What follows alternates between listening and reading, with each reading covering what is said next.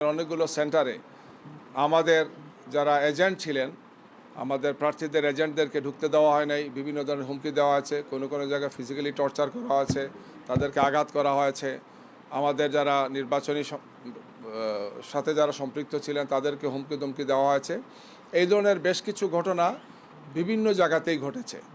আমরা যেটা আগেই প্রত্যাশা করেছিলাম যে একটি সচেতন জনগোষ্ঠী সব ধরনের সন্ত্রাসকে রুখে দিতে পারে, সব চক্রান্তকে রুখে দিতে পারে। বাংলাদেশের মানুষ আবার সেটা প্রমাণ করেছে। গতকালকে থেকে আরম্ভ হয়ে কোনো কোনো সময় যথেষ্ট উদ্বেগ ছিল, উৎকণ্ঠা ছিল, বিভিন্ন ধরনের মিডিয়া ট্রায়াল আমরা দেখেছি।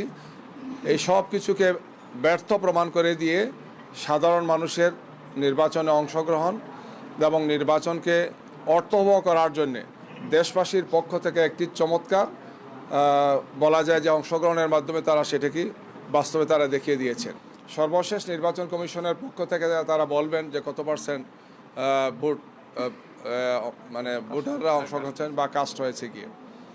সর্বশেষটা আমরা এখনও পাইনি।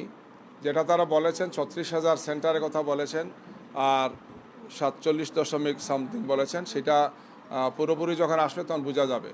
আমাদের জানা মতো 42,500 মতো সেন্টারের রেজাল্ট আমরা পাবো। একটি আসনের যেহেতু ভোট স্থগিত আছে এই জন্য প্রায় 42,500 সামথিং সেন্টারের রেজাল্ট পাওয়ার কথা। তো এইটা হয়তো তারা ইতিমধ্যেই সম্পন্ন করে আমাদেরকে জানাবেন।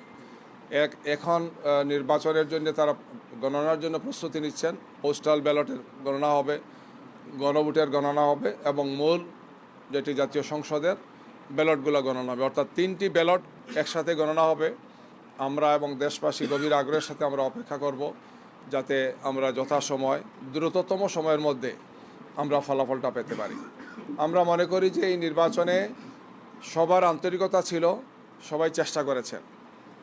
এই চেষ্টার ফসল হিসাবে বাংলাদেশের ইতিহাসের একটি অনন্য সাধারণ নির্বাচন হয়েছে, যে নির্বাচনে মানুষের অংশগ্রহণ হয়েছে এবং খুব বড় আকারের কোনো ক্ষয়ক্ষতি হয়নি। ওভারঅল অতীতের যে কোনো সময়ের তুলনায়, বিশেষ করে বিগত 3টি নির্বাচনে আমাদেরকে যে হতাশ করেছিল, এই নির্বাচন জাতিকে আশান্বিত করেছে যে না, একটা সুষ্ঠু সুন্দর নির্বাচন উপহার দেওয়া যায়। আমরা এখন নির্বাচনের গণনা সহ এগুলো পর্যবেক্ষণ করছি। আমরা আশা করব যে সব দিক থেকে দায়িত্বশীল যারা আছেন, যাদের উপর দায়িত্ব আছে, তারা সুষ্ঠু সুন্দর দায়িত্ব পালন করবেন। কোনো ধরনের কোনো অনিয়ম হবে না, কোনো ধরনের কোনো বিচ্যুতি ঘটবে না।